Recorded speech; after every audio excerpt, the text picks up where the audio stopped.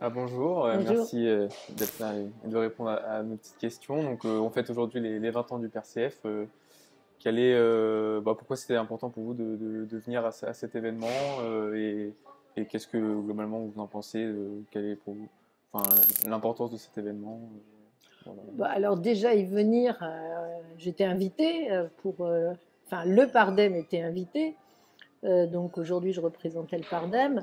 Et comme je l'ai dit tout à l'heure dans mon intervention, on a, on a plusieurs actions communes. On a mené des campagnes ensemble aux législatives à Hénin-Beaumont en 2012, pour le boycott des européennes en 2020, en 2014. Et puis on continue à travailler ensemble avec d'autres, dont la Dynamique populaire constituante et puis une autre organisation qui s'appelle RPS Fier. On signe des communiqués communs, notamment pour la paix.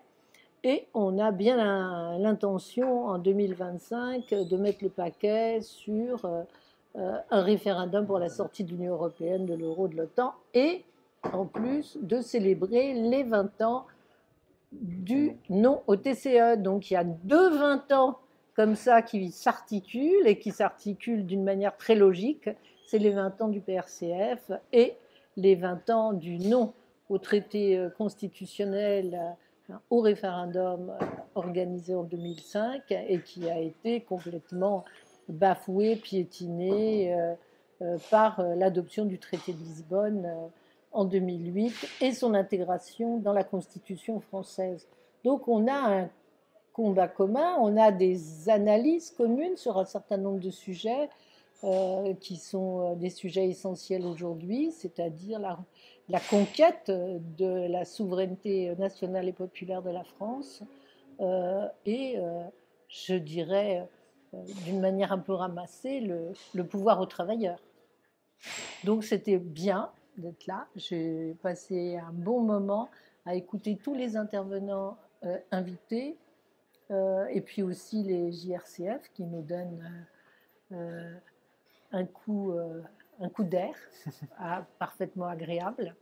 Euh, et finalement de voir que même si nous ne sommes pas encore des masses, il y a des foyers multiples euh, de refus du système, de la suprématie de l'Union européenne et de tout ce qui va avec le néolibéralisme et le capitalisme.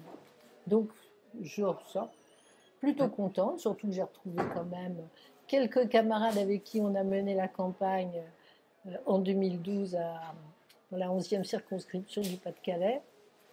Et on a plaisir à se retrouver parce qu'on a plaisir à constater qu'on n'a pas lâché. Voilà. Ouais. Et voilà, les 20 ans, c'est une occasion pour célébrer un peu le passé, rendre hommage à tous Bien les membres sûr, fondateurs, bien sûr. tous leurs combats. Mais c'est aussi une manière de faire le bilan et de se tourner vers l'avenir. Tu parlais notamment d'analyse commune, d'action commune pour vous, pour le Pardem, et comment vous voyez un peu la suite des événements, la suite de la lutte dans les prochaines années. De toute façon, nous, on est totalement persuadés depuis très longtemps et on a été bien seuls pendant très longtemps à dire au moins deux choses. La première essentielle, c'est qu'on est pris dans un système de mondialisation néolibérale qui nous inféode totalement, qui a organisé les pleins pouvoirs au marché, à la finance et aux multinationales, et que l'Union européenne est le pilier essentiel, pour nous en tout cas, pour les 27 pays qui sont enfermés là-dedans. Euh, on n'a plus de marge de manœuvre. Euh, on peut voter n'importe quoi, hein.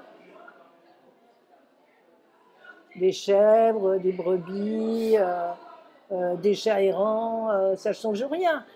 Les parlementaires se sont tirés une balle dans le pied en 2008, ils se sont privés finalement de toute marge de manœuvre réelle de leur pouvoir législatif. Voilà, donc tout est décidé au niveau de l'Union européenne. Et comme l'Union européenne est une structure antidémocratique, technocratique et profondément néolibérale, euh, de ce côté-là, qu'est-ce qu'on peut faire? Donc il faut inverser les rapports de force. Et ça, la question se pose, évidemment, de le faire avec d'autres. Voilà. Donc, bien sûr qu'on va continuer. Il n'y a pas de problème. Avec mes petites forces. Mais comment elle disait, ma grand-mère? Les petits ruisseaux font les grandes rivières. Voilà. Rempli de sagesse. Un dernier mot, un dernier hommage que vous voulez rendre Si, moi, enfin, une pensée toute particulière pour Léon Landini, que j'ai eu le plaisir de rencontrer, qui était venu à une université d'automne du Pardème, il y a plusieurs années, et que j'avais eu le plaisir d'interviewer, et que c'est un grand bonhomme.